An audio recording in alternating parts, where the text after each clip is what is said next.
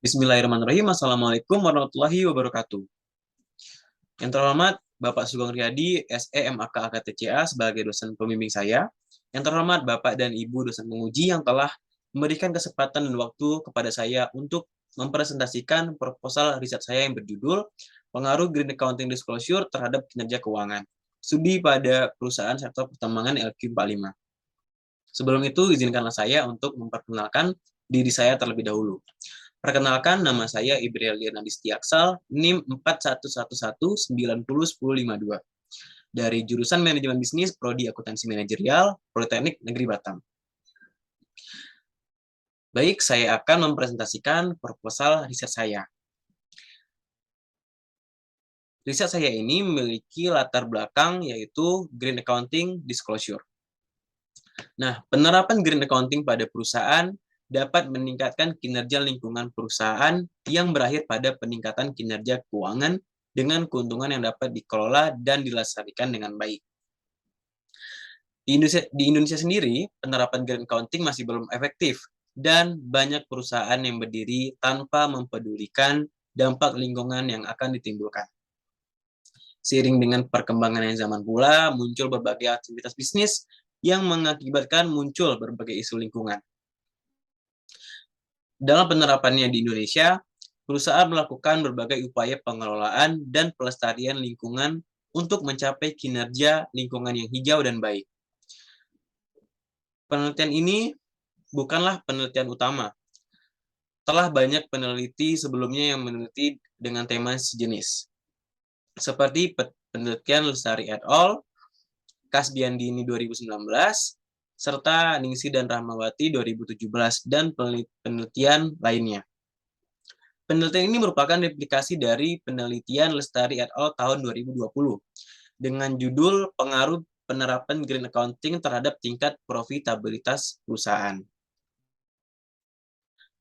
Selanjutnya itu rumusan masalah. Nah, berdasarkan latar belakang masalah yang tadi, maka dapat dirumuskan beberapa masalah pada penelitian ini, yaitu apakah dengan menguji kembali terdapat pengaruh Green Accounting Disclosure yang diukur oleh kinerja lingkungan terhadap kinerja keuangan.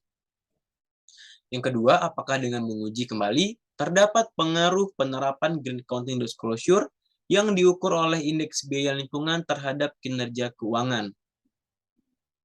Dan yang terakhir yaitu apakah dengan menguji kembali terdapat pengaruh penerapan Green Accounting Disclosure yang diukur oleh pengungkapan lingkungan terhadap kinerja keuangan atau Return on Asset. Selanjutnya, penelitian ini tentunya memiliki tujuan, yaitu menguji kembali apakah terdapat pengaruh Green Accounting Disclosure yang diukur oleh kinerja lingkungan terhadap kinerja keuangan. Yang kedua yaitu menguji kembali apakah terdapat pengaruh penerapan Green Accounting Disclosure yang diukur oleh indeks biaya lingkungan terhadap kinerja keuangan Return on Asset. Dan yang terakhir, menguji kembali apakah terdapat pengaruh penerapan Green Accounting Disclosure yang diukur oleh pengungkapan lingkungan terhadap kinerja keuangan. Selanjutnya kita masuk pada manfaat dari penelitian ini.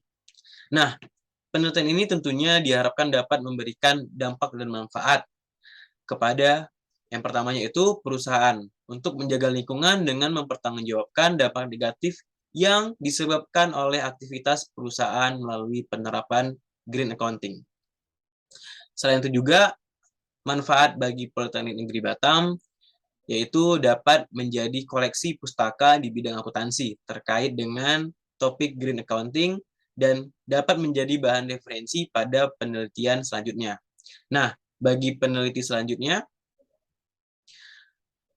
sebagai bahan bacaan atau referensi tambahan bagi peneliti selanjutnya yang melakukan penelitian terkait dengan topik yang sama seperti yang saya lakukan saat ini, yaitu Green Accounting pada perusahaan pertambangan yang terdaftar di Bursa Efek Indonesia. Selain itu juga penelitian ini memiliki beberapa batasan masalah, yaitu penelitian ini hanya menguji variabel Green Accounting Disclosure yang diukur dengan indikator kinerja lingkungan, indeks biaya lingkungan, dan pengungkapan lingkungan. Sedangkan kinerja keuangan di sini diukur dengan Return on Asset atau ROA. Nah, data penelitian hanya mengambil dari perusahaan pertambangan LQ45 yang terdaftar di Bursa Efek Indonesia tahun 2018 sampai dengan tahun 2021. Nah, indikator Green Accounting Disclosure sendiri diambil dari laporan Sustainability Report, sedangkan indikator kinerja keuangan diambil dari Annual Report atau laporan tahunan perusahaan pertambangan yang diambil dari website www.idx.co.id. Selanjutnya kita masuk ke kajian teori, kajian literatur, dan pengembangan hipotesis. Yang pertama yaitu kajian teori. Di sini saya menggunakan dua teori, yaitu yang pertama teori legitimasi dan teori stakeholder, di mana teori legitimasi ini berfokus pada interaksi antara perusahaan dan masyarakat.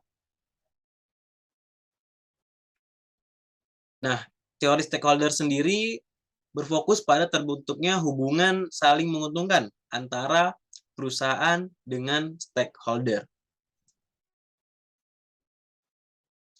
Nah, selanjutnya kita masuk ke kajian literaturnya nih.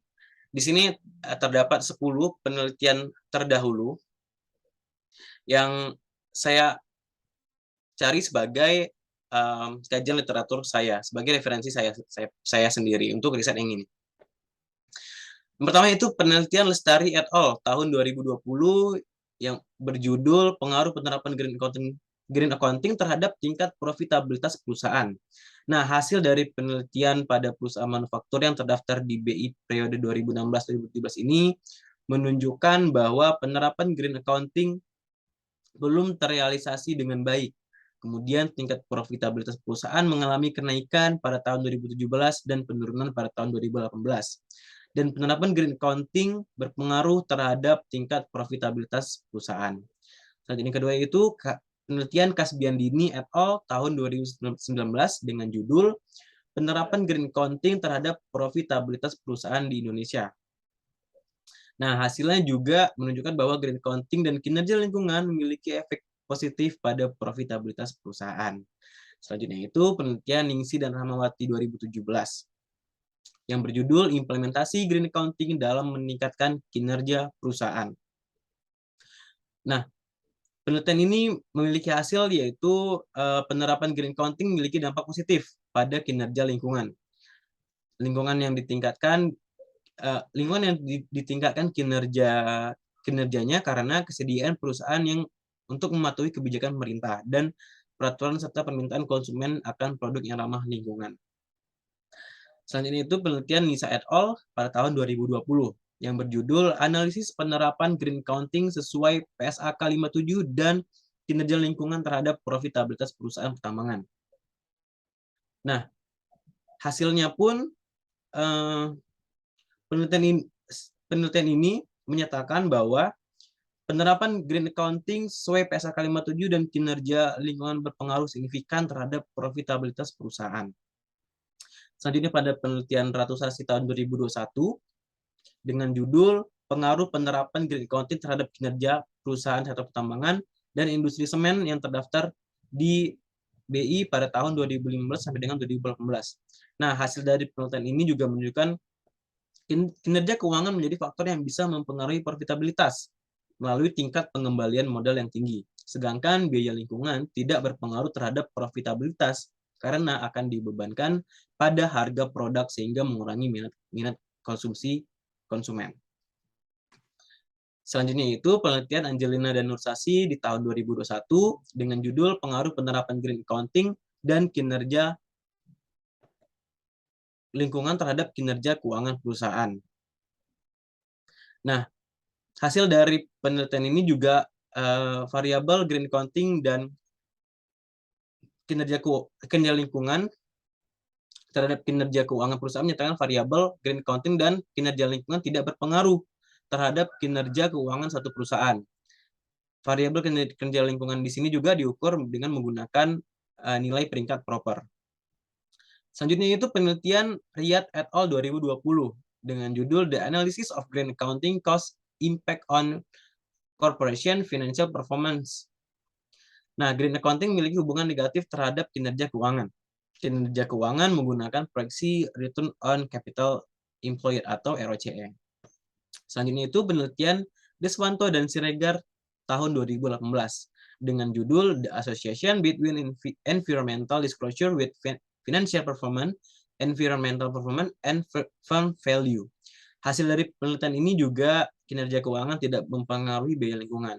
Kinerja lingkungan memiliki efek positif pada biaya lingkungan dan biaya lingkungan tidak mempengaruhi nilai perusahaan dan tidak mempengaruhi efek dari kinerja keuangan dan kinerja lingkungan pada nilai perusahaan.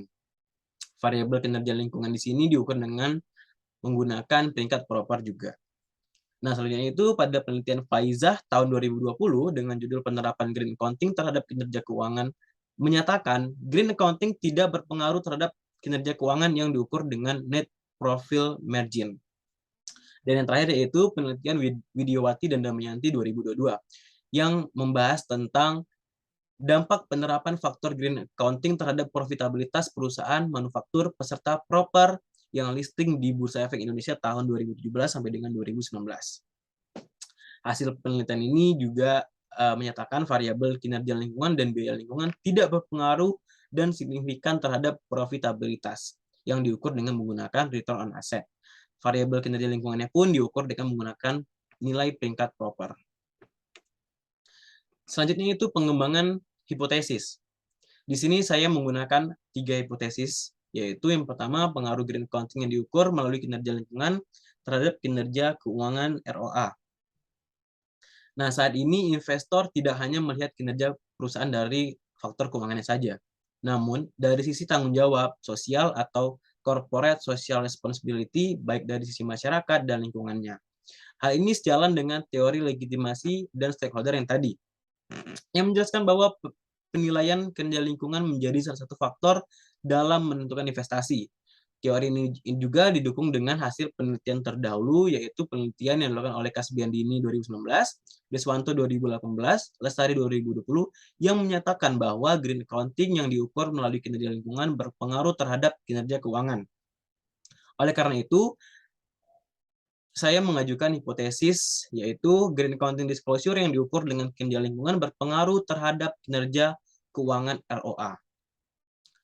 Selanjutnya yang kedua itu, pengaruh green accounting yang diukur melalui biaya lingkungan terhadap kinerja keuangan ROA. Nah, isu lingkungan menjadi concern seluruh perusahaan. Investor menuntut tanggung jawab perusahaan terhadap masyarakat, lingkungan, dan sosialnya. Biaya lingkungan yang dikeluarkan perusahaan untuk kegiatan lingkungan dicantumkan dalam biaya CSR atau Corporate Social Responsibility perusahaan. Dalam teori legitimasi dan stakeholder, investor memperhatikan sisi soal sosial perusahaan terhadap dampak lingkungannya. Teori ini juga sejalan dengan hasil penelitian terdahulu, yaitu Kasbiandini et al. 2019, Ningsi 2017, bahwa green accounting yang diukur melalui biaya lingkungan berpengaruh terhadap kinerja keuangan. Oleh karena itu, saya mengajukan hipotesis sebagai berikut. Green accounting disclosure yang diukur dengan biaya lingkungan berpengaruh terhadap kinerja keuangan ROA. Dan yang terakhir yaitu pengaruh green accounting yang diukur melalui pengungkapan lingkungan terhadap kinerja keuangan ROA. Sebagai bentuk tanggung jawab sosialnya, perusahaan harus melaporkan laporan tahunan, yaitu Sustainability Report, yang di dalamnya itu tercantum kegiatan dan kinerja lingkungan perusahaan. Hal ini juga dimaksudkan sebagai bentuk komitmen perusahaan dalam isu keberlanjutan dan komitmen dalam perbaikan dan penerapan di masa yang akan datang. Dalam teori legitimasi dan stakeholder, bahwa investor melihat pengungkapan laporan lingkungan ini sebagai informasi yang dibutuhkan. Apakah perusahaan memiliki tanggung jawab sosialnya? Teori ini juga didukung oleh hasil penelitian terdahulu, yaitu Ningsi 2017, Ratosasi 2021, Deswanto 2018, yang menyatakan bahwa green accounting yang diukur melalui pengungkapan lingkungan berpengaruh terhadap kinerja keuangan. Oleh karena itu, saya mengajukan hipotesis sebagai berikut. Green accounting disclosure yang diukur dengan pengungkapan lingkungan berpengaruh terhadap kinerja keuangan. Berikut ini adalah kerangka penelitian saya, di mana variabel X-nya itu kinerja lingkungan, indeks biaya lingkungan, dan pengungkapan lingkungan. Sedangkan variabel Y-nya itu kinerja keuangan yang diukur dengan menggunakan ROA. Selanjutnya itu kita masuk ke metode penelitian. Nah, di metode penelitian ini, Saya menggunakan jenis pendekatan kuantitatif yang menguji pengaruh green accounting dengan variabel kinerja keuangan, biaya lingkungan, dan juga pengungkapan lingkungan terhadap kinerja keuangan yang diproksikan dengan return on asset atau ROA tadi. Nah, yang pertama yaitu personal variable dan pengukurannya. Yang pertama itu variabel independen, yaitu pengukuran di sini menggunakan green accounting. Nah, green accounting ini merupakan suatu proses akuntansi yang ditujukan terhadap transaksi keuangan, sosial, dan lingkungan secara terpadu sehingga menghasilkan informasi akuntansi yang berguna bagi para pengguna dalam mengambil keputusan ini. Nah, dalam penelitian ini indikator green accounting diukur dengan menggunakan 3 proksi, yaitu kinerja lingkungan, biaya lingkungan, serta pengungkapan lingkungan. Nah, kinerja lingkungan di sini berfokus pada melestarikan lingkungan serta melihat dampak negatif yang ditimbulkan oleh perusahaan. Nah, kinerja lingkungan di sini diproksikan dengan menggunakan proper, yaitu data laporan yang diterbitkan oleh Kementerian Lingkungan Hidup Republik Indonesia. Nah, penilaian kinerja lingkungan proper ini diproksikan dengan angka 5 sampai dengan 1 dan dihitung dengan mengkuantifikasikan peringkat warna dalam proper menggunakan skala Likert, di mana peringkat 5 yaitu emas dengan hasil amat sangat baik, peringkat 4 itu hijau dengan hasil sangat baik, peringkat 3 itu biru dengan hasil baik, peringkat 2 itu merah dengan hasil buruk, dan peringkat 1 itu hitam dengan hasil yang amat sangat buruk. Selanjutnya yaitu variabel dependent.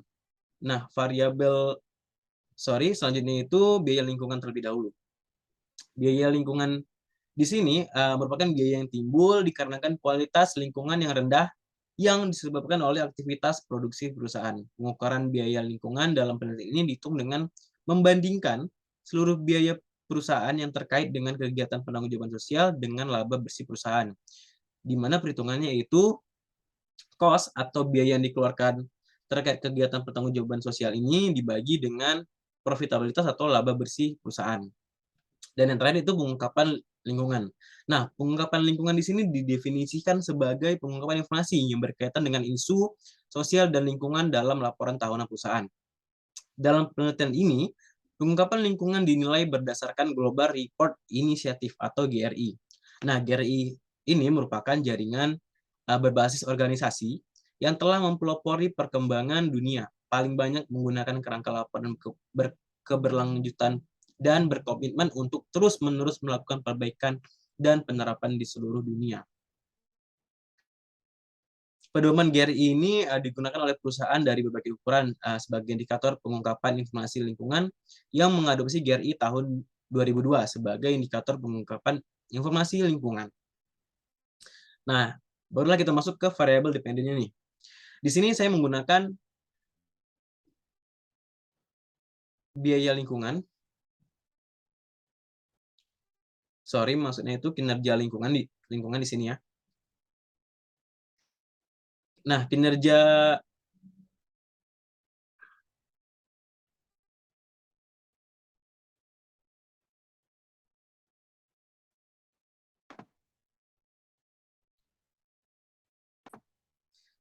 selanjutnya itu kita masuk ke variabel dependennya, yaitu di sini saya menggunakan kinerja keuangan. Nah, kinerja keuangan merupakan kemampuan perusahaan dalam memperoleh laba pada periode tertentu. Pada penelitian ini, saya menggunakan rasio return on asset atau ROA untuk dijadikan sebagai indikator dari variabel terikatnya. Dan ROA sendiri adalah laba yang dihasilkan oleh perusahaan dengan modal sendiri dan modal asing yang diperlukan untuk menghasilkan laba dan dinyatakan dalam bentuk persentase. Rasio ini juga digunakan untuk mengukur tingkat pengembalian investasi yang telah dilakukan perusahaan dengan menggunakan seluruh aktiva yang dimilikinya. Semakin tinggi nilai ROA, maka semakin tinggi pula keuntungannya. return on asset ini juga diambil dari ikhtisar laporan keuangan tahunan atau annual report perusahaan sektor pertambangan LQ45 yang sudah dipublish pada web resmi BEI, yaitu www.idx.co.id. Selanjutnya kita masuk ke metode penelitian. Yang pertama yaitu ada jenis dan sumber data. Nah, data yang digunakan di sini yaitu data sekunder yang berasal dari laporan tahunan perusahaan. Data tersebut diperoleh melalui Bursa Efek Indonesia atau BEI, yaitu berupa data laporan sustainability report dan annual report. Selanjutnya itu lokasi dan objek penelitian. Nah, data dari penelitian ini itu diambil dari perusahaan pertambangan LQ45 yang ada di Indonesia dan terdaftar di Bursa Efek Indonesia. Dan data tersebut diambil melalui website resmi IDX, yaitu www.idx.co.id. Selanjutnya pada teknik penetapan jumlah sampel. Sampel dalam penelitian ini yaitu perusahaan sektor pertambangan LQ45 yang terdaftar di BI tentunya. Dan penelitian ini mengambil periode penelitian pada tahun 2018 sampai dengan 2021, yaitu 4 tahun. Selanjutnya itu teknik penarikan sampel. Nah, teknik penarikan sampel di sini yaitu seluruh perusahaan yang terdaftar di seluruh perusahaan sektor pertambangan yang terdaftar di Bursa Efek Indonesia yang merupakan bagian dari populasi pada penelitian ini. Untuk pengambilan sampelnya menggunakan metode purposive sampling. Kriteria perusahaan yang dijadikan sampel data penelitian yaitu perusahaan sektor pertambangan yang terdaftar di Bursa Efek Indonesia tahun 2018 sampai dengan 2021 dan memiliki laporan tahunan serta laporan sustainability report. Nah, berikut ini adalah daftar perusahaan sektor pertambangan LQ45. Ada PT Adaro Energi, ada PT Aneka Tambang, PT Harum Energi, PT VEL Indonesia, PT Indo Tambang Karya Indo Tambang Raya Mega, PT Merdeka Copper Gold, PT Medco, PT Pertamina Gas Negara, PT Timah, dan PT Bukit Asam Tbk.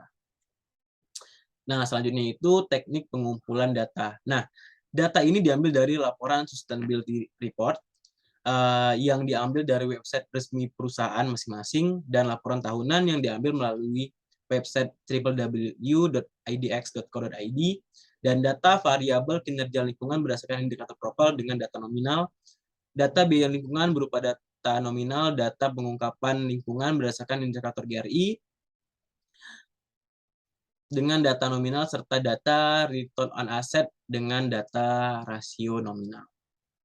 Dan tentunya, selanjutnya data tersebut diolah dengan menggunakan Microsoft Office Excel 2010 dan dengan perhitungan aplikasi SPSS yang versi 20. Selanjutnya kita masuk ke teknik analisis data. Nah, penelitian ini menggunakan metode asumsi klasik. Menggunakan metode analisis statik deskriptif, uji asumsi klasik, dan uji hipotesis. Analisis data statistik deskriptif yang disajikan dalam penelitian ini diterapkan untuk menentukan nilai minimal, nilai maksimal, dan nilai rata-rata, serta juga standar defisiasi, untuk mencari standar defisiasi. Nah, pada uji asumsi klasik terdapat uji normalitas, uji multikolinearitas, uji heteroskedastisitas, dan juga uji autokorelasi. Nah, di mana uji normalitas di sini digunakan untuk menguji apakah model regresi ini mempunyai residual yang distribusi normal atau tidak. Nah, dalam penelitian ini uji normalitasnya menggunakan uji Kolmogorov-Smirnov, yang dimana jika signifikansi Kolmogorov-Smirnov ini lebih besar 0,05, maka data tersebut normal, dan berlaku juga sebaliknya. Jika Kolmogorov-Smirnov ini di bawah 0,05, maka data tersebut tidak normal. Selanjutnya itu uji multikolinearitas. Nah, uji ini bertujuan untuk menguji apakah model regresi ditemukan korelasi antar variabel bebas atau independen. Nah, model regresi sebaiknya tidak memiliki korelasi di antara variabel independennya. Untuk mendeteksi multikolinearitas di dalam regresi dapat dari nilai variance inflation factor atau VIV. Dan juga nilai tolerance. Nah, jika VIV ini lebih kecil 10 dan toleransi ini lebih besar daripada 0,1, maka tidak terjadi multikolinearitas. Tetapi jika VV ini lebih besar daripada 10 dan toleransinya itu lebih besar daripada 0,1, maka terjadi multikolinearitas. Nah, selanjutnya itu heteroskedastisitas. Nah, uji ini tuh bertujuan untuk menguji apakah dalam model regresi terjadi ketidaksamaan varian dari residual satu pengamatan ke pengamatan. Nah, model regresi yang baik adalah yang homokedastisitasnya atau yang tidak terjadi heteroskadisitas. Untuk mendeteksi adanya heteroskadisitas ini dapat menggunakan uji Glatzer. Nah, dalam uji ini apabila hasilnya signifikansinya lebih besar daripada 0,5, maka tidak terdapat gejala heterokedastisitas. Model yang baik adalah model yang tidak terjadi heteroskadisitas ini. Dan terakhir yaitu uji autokorelasi. Nah, pengujian autokorelasi ini digunakan dalam melihat keberadaan hubungan antar tiap-tiap observasi di dalam pemodelan regresi. Dalam penelitian ini, untuk menguji autokorelasi memakai pengujian Durbin-Watson, yaitu apabila nilai Durbin-Watsonnya ini, apabila nilai DU itu lebih kecil daripada nilai DW dan lebih kecil daripada 4, DU dikatakan tidak ada masalah autokorelasinya. Nah, selanjutnya ini itu uji hipotesis. Yang pertama itu uji regresi linear berganda. Nah, analisis statis yang digunakan dalam penelitian ini yaitu regresi linear berganda seperti yang teman-teman bisa lihat. Analisis regresi linear berganda ini dilakukan dengan tujuan untuk menganalisis pengaruh variabel independen terhadap variabel dependen. Nah, metode analisis statistik ini dipilih karena pada penelitian ini dibuat untuk meneliti berpengaruhnya variabel-variabel independen terhadap variabel dependen dengan rumusnya sebagai berikut. Selanjutnya itu uji T. Nah, uji T di sini disebut juga sebagai uji signifikansi individual. Yaitu uji T ini menunjukkan seberapa jauh berpengaruh variabel independen secara individu atau parsial terhadap variabel dependen yang diuji. Nah, jika signifikansinya di bawah 0,05, maka variabel independen berpengaruh terhadap variabel dependen dan begitu juga sebaliknya. Dan terakhir itu uji koefisien determinasi. Nah, analisis ini digunakan untuk mengetahui presentasi variabel bebas yang digunakan dalam model mampu menjelaskan variasi variabel terikat. Nah, pedomannya itu untuk memberikan interpretasi koefisien itu sebagai berikut. Bila antara 0,0 sampai dengan 0,199 itu sangat rendah, 0,20 sampai dengan 0,399 itu rendah, 0,40 sampai dengan 0,599 itu sedang, 0,60 sampai dengan 0,799 itu kuat, dan 0,80 sampai dengan 0,1000 itu sangat kuat. Nah, demikian hasil presentasi proposal riset saya. Terlebih dan kurang, saya mohon maaf. Terima kasih Bapak dan Ibu. Wassalamualaikum warahmatullahi wabarakatuh.